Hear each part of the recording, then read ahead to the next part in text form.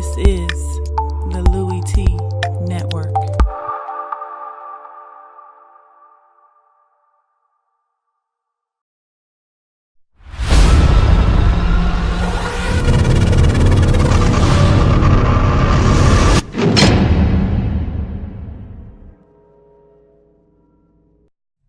Who else could it be? Me, your man, Louie Tee. Welcome to Lockdown Coverage, week number 13 in the National Football League. Houston, Texas taking on the Green Bay Packers. Both teams would ultimately lead this game at 6-6. The second time in as many weeks the Packers have defeated a team and left the game with the exact same record. They did the same thing to the Philadelphia Eagles last week and did the same to the Texans in week number 13. Taking care of business in this game. This was actually a fun game to watch, and maybe it had a little bit to do with the snow. I thought it was a very competitive football game. Both teams, I think, leaving it out on the field, and there was a lot of gambles in this game, and I liked it.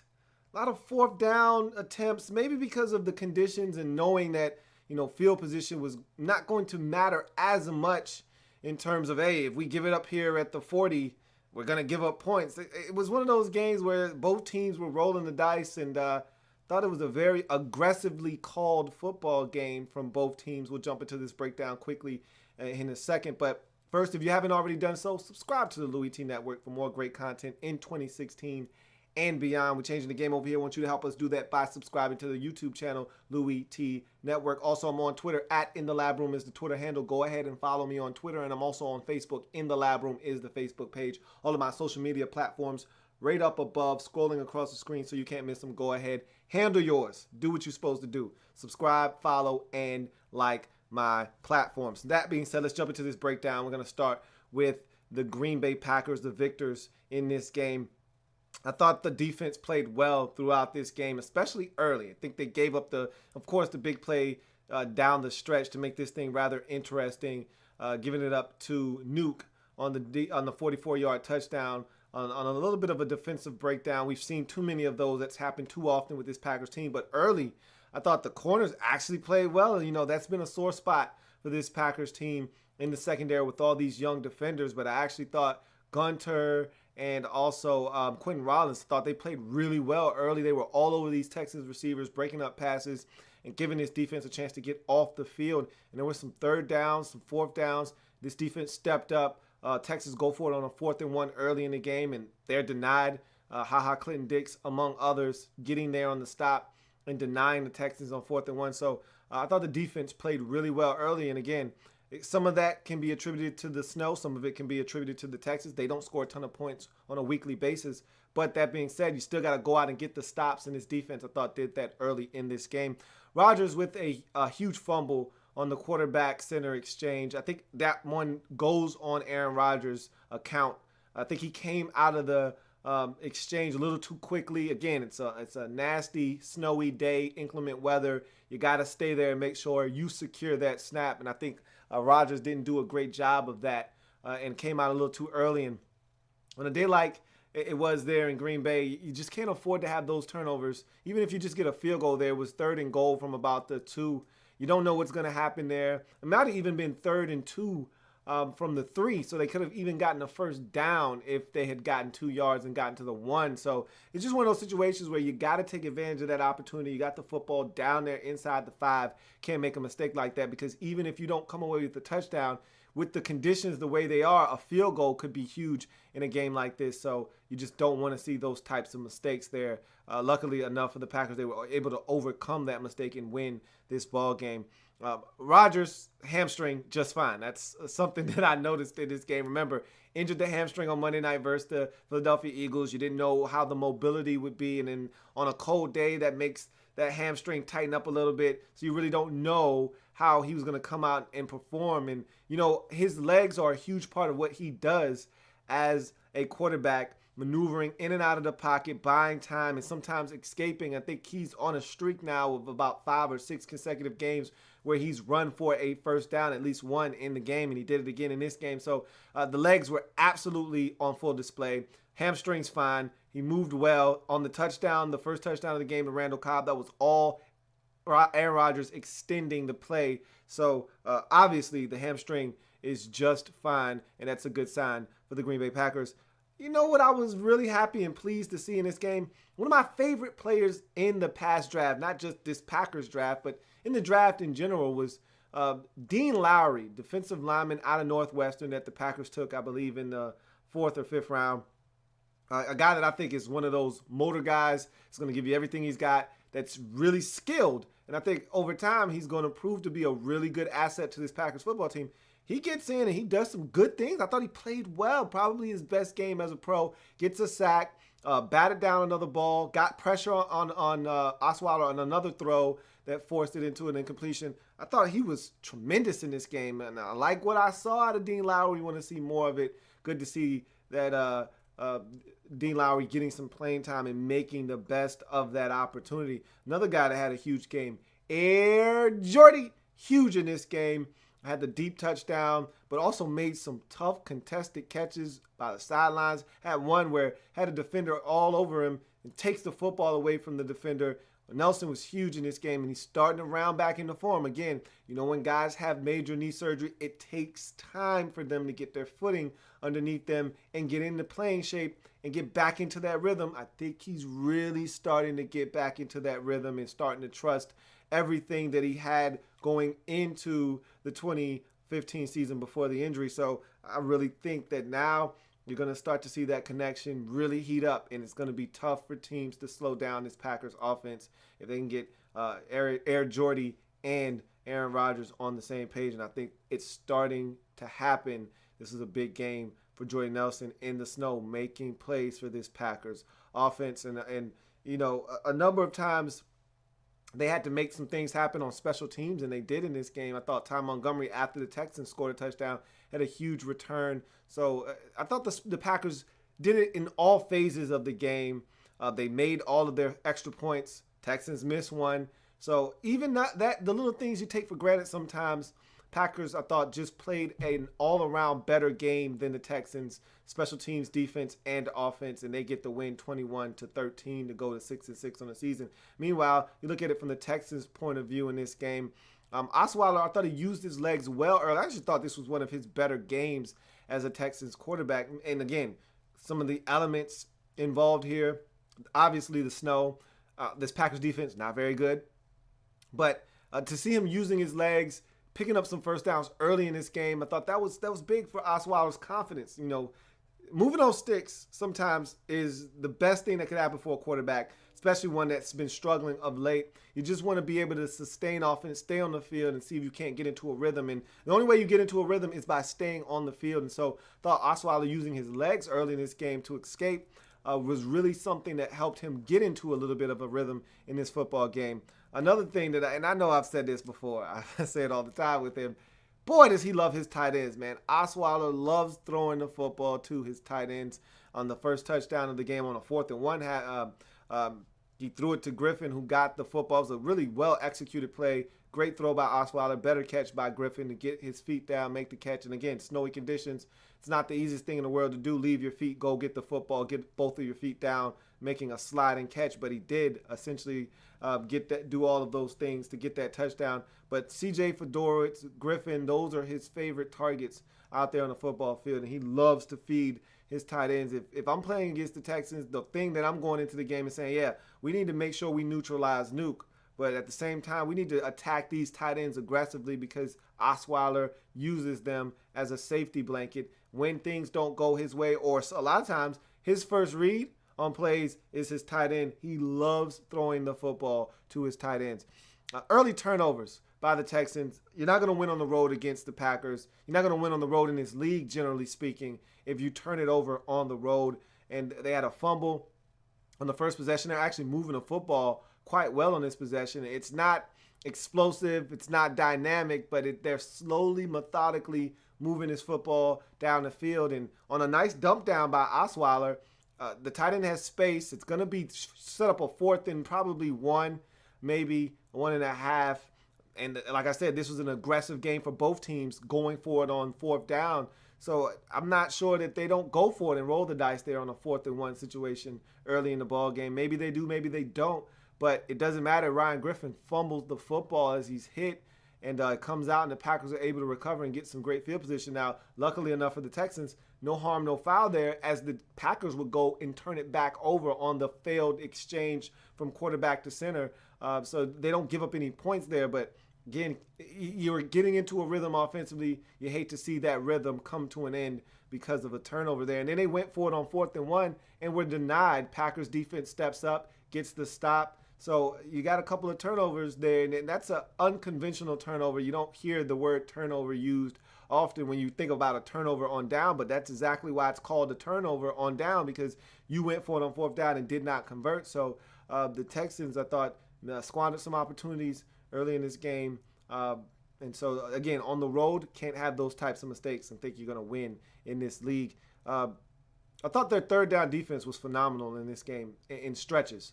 A number of times the Packers were in 3rd and short situations, and the Texans just weren't having it in this game. The first one that comes to mind, obviously, is when the Packers got down to the inside the 5 on that first possession where they had the fumble. The Texas defense was strong down there. The Texas defense, like I said, were really good in 3rd and short situations throughout the course of the game, but the Packers eventually would pick some of those up, one with Christian Michael.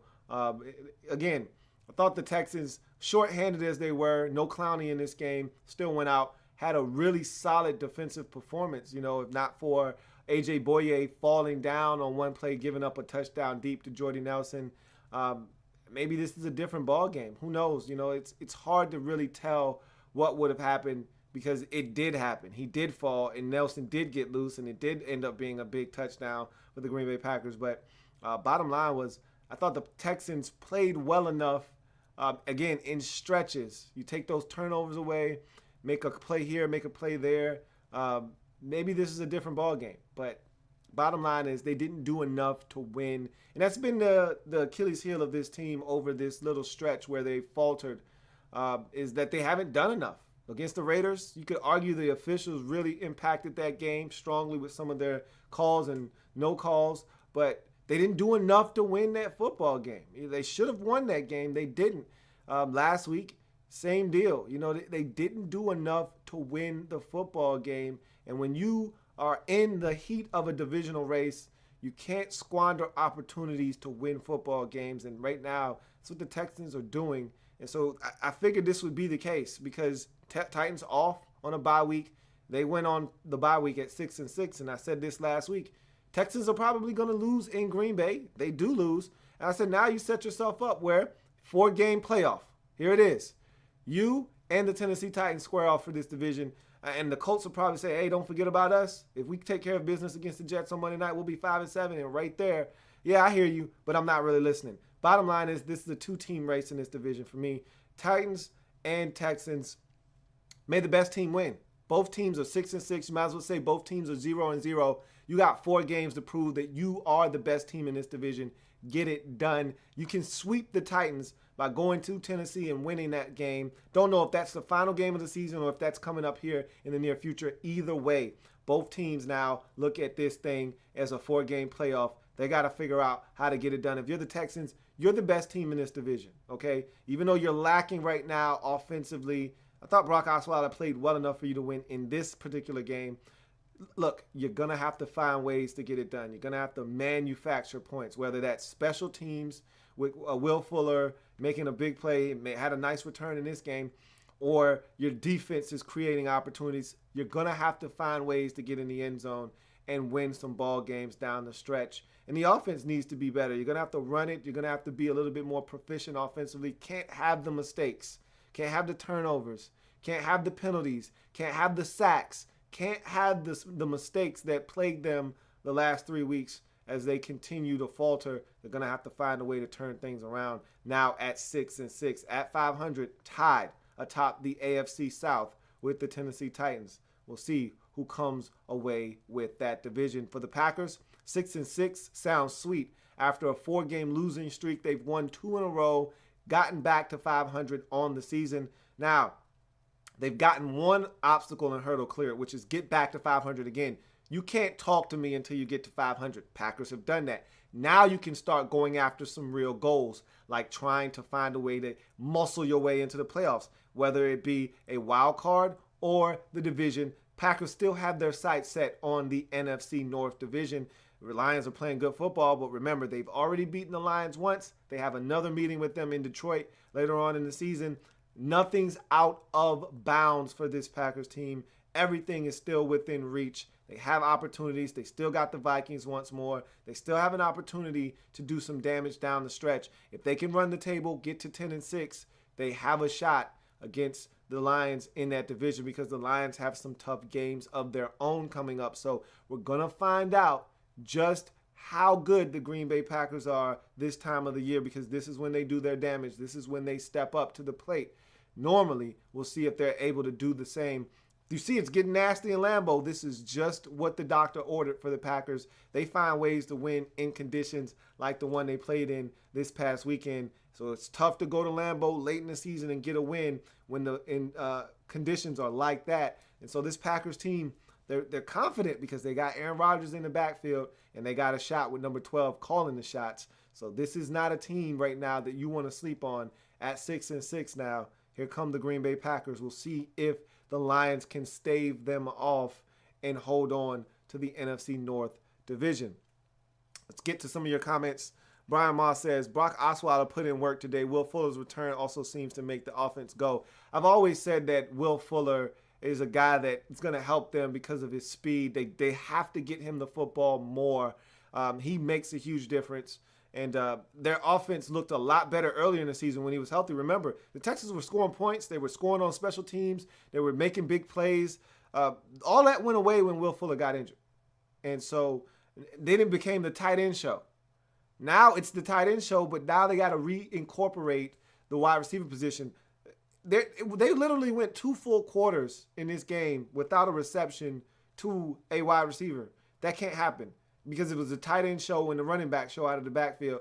Got to find a way to get these receivers who are very talented involved. They don't get Will Fuller involved enough, I don't think. They definitely don't get Nuke involved enough, even though they actually try sometimes to a fault. And they don't get Braxton Miller involved enough. They got to find where they got guys that can make plays after the catch. Maybe you need to set up some bubble screens. Maybe you need to set up some slants, some quick hitters to get the football in the hands of you. I've been saying this all season long.